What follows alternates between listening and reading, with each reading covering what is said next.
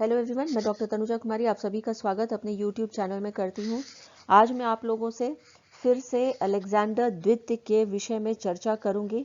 पिछले वीडियो में मैंने अलेक्जेंडर द्वितीय के कृषि दासों के संदर्भ में जो उसके कार्य रहे थे उसके विषय में उल्लेख किया था।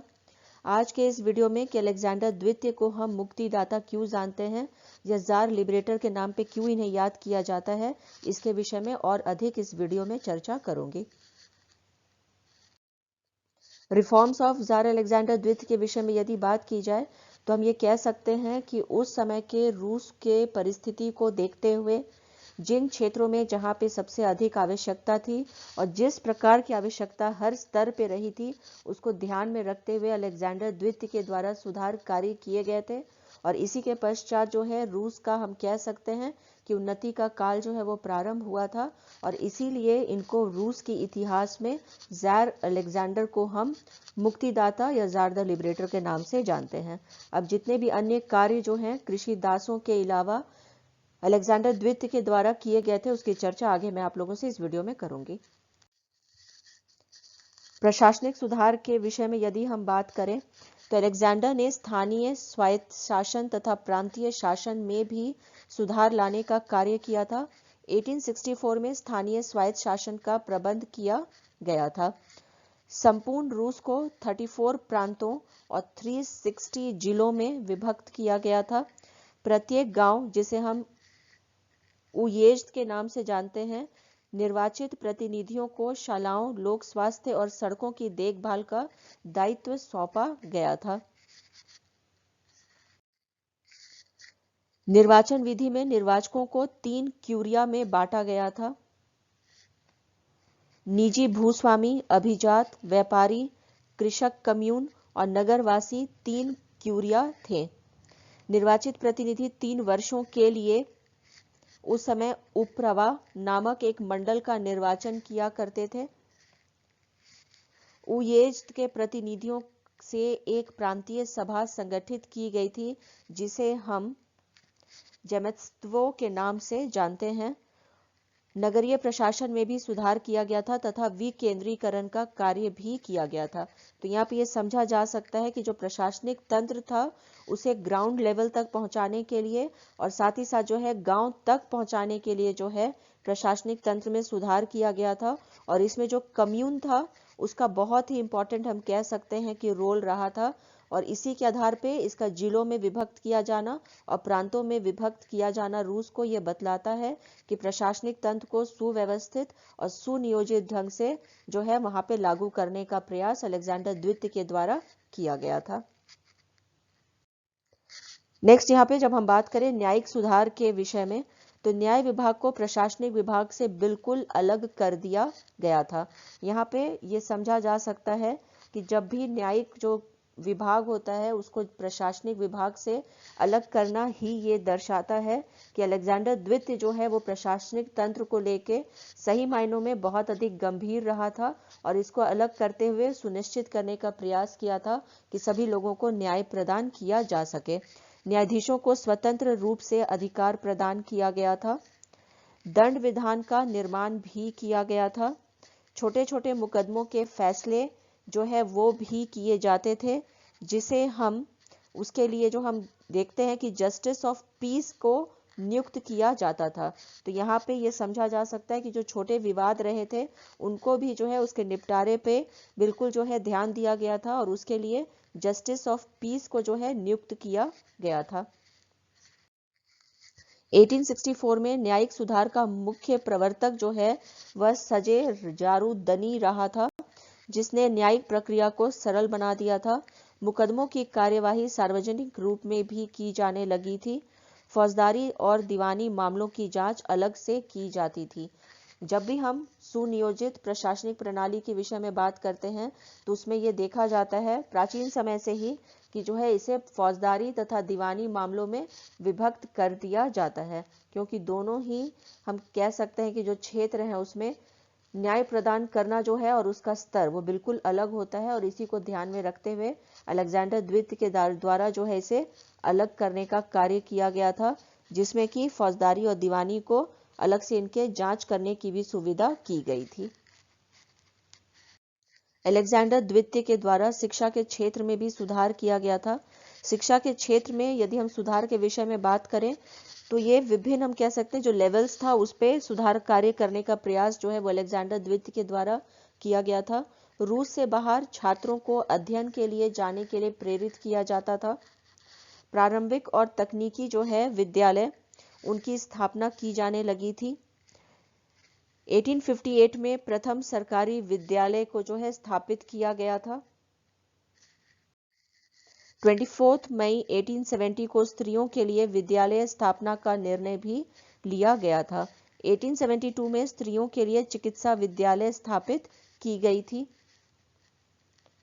और इसी के साथ हम यहाँ पे ये कह सकते हैं कि उस समय में जो शिक्षा के क्षेत्र में कोई भी कार्य हमें उल्लेखनीय नहीं दिखाई देता है, परंतु अलेक्जेंडर द्वितीय के शासन काल के साथ हम कह सकते हैं कि शिक्षा के क्षेत्र में भी सुधार कार्य हुए थे, जिसमें कि हमें ये जानकारी मिलती है कि तकनीकी तथा प्राथमिक स्कूलों की या विद्यालयों की स्थापना किया जाना, स्त्रियों के लिए विद्यालय का स्थापना किया जाना, चिकित्सा विद्यालय का भी स्थापना किया जाना, ये सब दर्शाता है कि अलेक्जेंडर द्वितीय जो है वो चिकित्सा के क्षेत्र में सुधार के लिए भी जो है वो यहाँ पे कार्य करना चाहता था और साथ ही साथ स्त्रियों की जो शिक्षा के क्षेत्र में दशा रही थी उसमें भी सुधार लाने का प्रयास उसके द्वारा किया जा रहा था।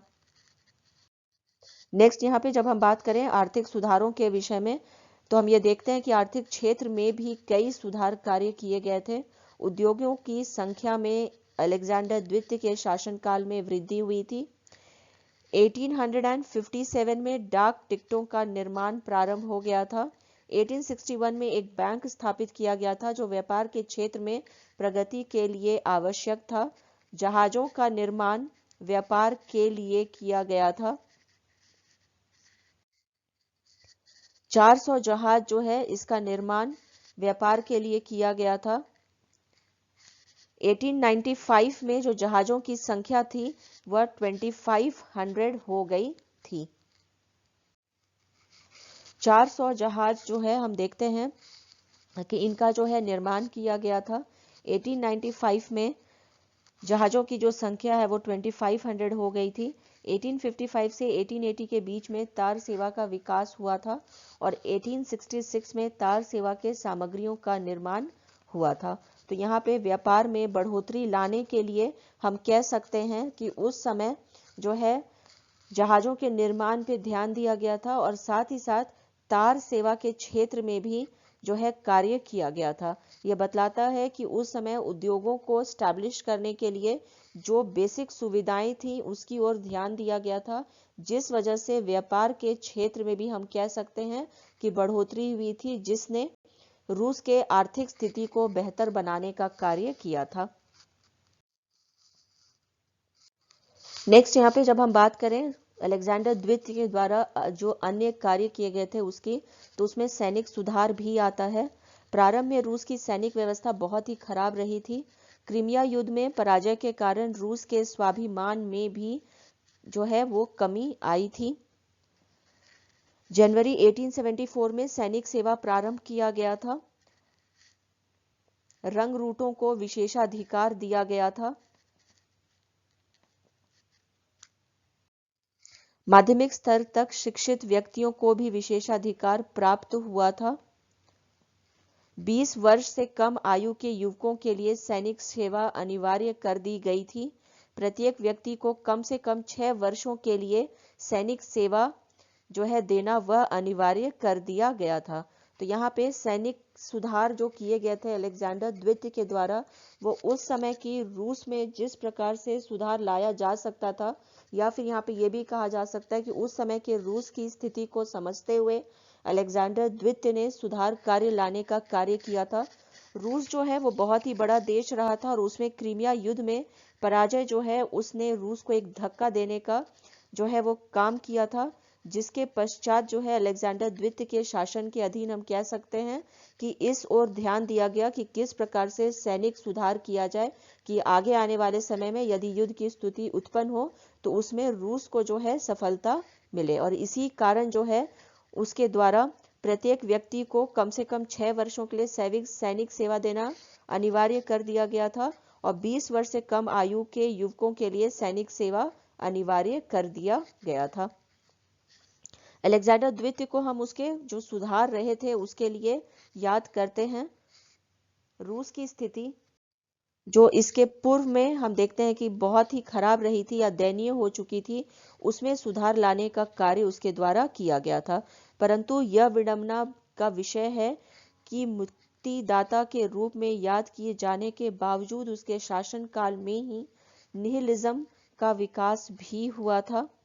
शुरुआती दौर में अलेक्जेंडर का शासनकाल बहुत ही सुदृढ़ रहा था, परंतु जैसे जैसे हम कह सकते हैं कि उसके शासनकाल में आगे जिस प्रकार से अग्रसर होता जा रहा था जब, तो इसमें हमें पतन दिखाई देता है।